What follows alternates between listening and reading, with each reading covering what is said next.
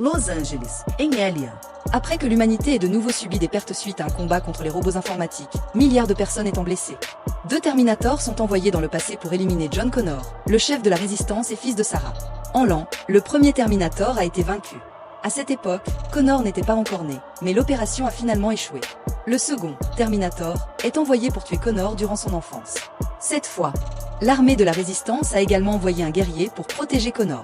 Aujourd'hui, je vais vous raconter l'une des œuvres classiques d'Arnold Schwarzenegger, Terminator, le jugement dernier, 2e opus. Le film commence par l'apparition d'un homme nu qui surgit de nulle part, par une nuit d'éclairs et de tonnerre. Oui, cet homme est notre Terminator, Arnold Schwarzenegger. Appelons-le Arnold.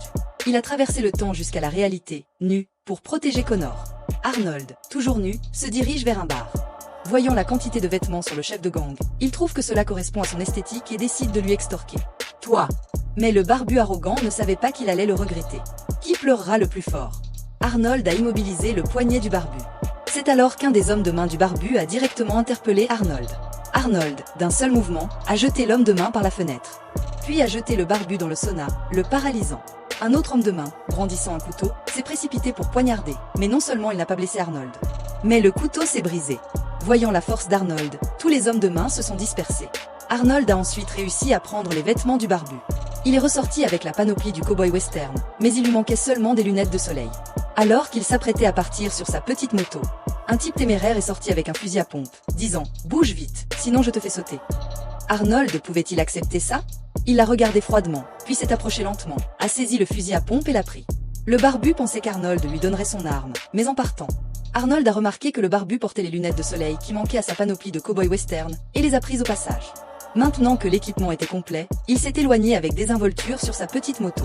De l'autre côté, un policier, en patrouille, a découvert un trou dans le grillage d'une usine abandonnée. Alors qu'il observait le trou, il ne savait pas qu'une personne s'approchait lentement derrière lui. Un seul coup de poing a mis le policier au sol. Oui, cette autre personne nue est le robot Liquid T, surnommé Gangzi, envoyé pour éliminer Connor. Il s'est rapidement habillé en policier et a commencé à chercher des informations sur Connor. D'autre part, ce beau jeune homme sur la moto est Connor.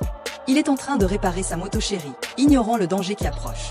Plus tard, il s'est rendu à un guichet automatique, a utilisé une technologie high-tech pour pirater l'argent du distributeur, puis est allé à la salle de jeu.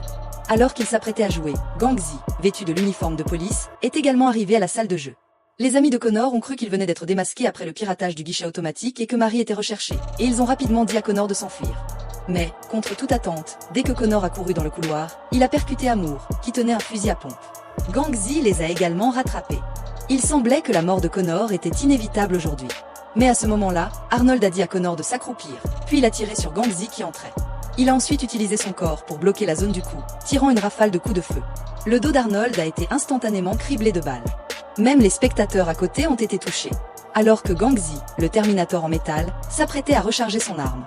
Arnold a poussé la porte du placard pour que Connor se cache, tandis que lui utilisait le fusil à pompe pour tirer une rafale. Ce fusil à pompe était vraiment puissant, il a mis Gangzi hors service et l'a fait court-circuiter.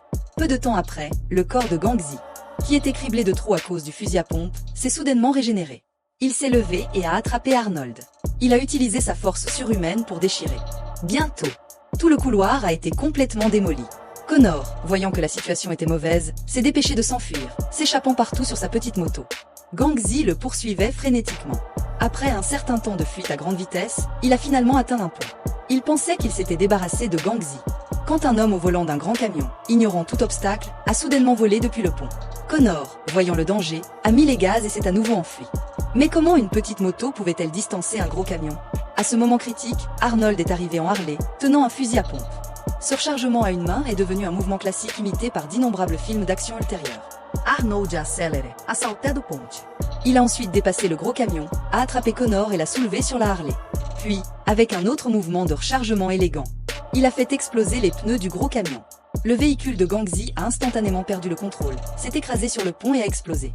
Arnold pensait qu'une explosion de cette ampleur ne pouvait pas blesser Gangzi. Il en a profité pour s'enfuir rapidement avec Connor. Effectivement, peu de temps après qu'il soit parti, Gangzi est sorti indemne du grand incendie.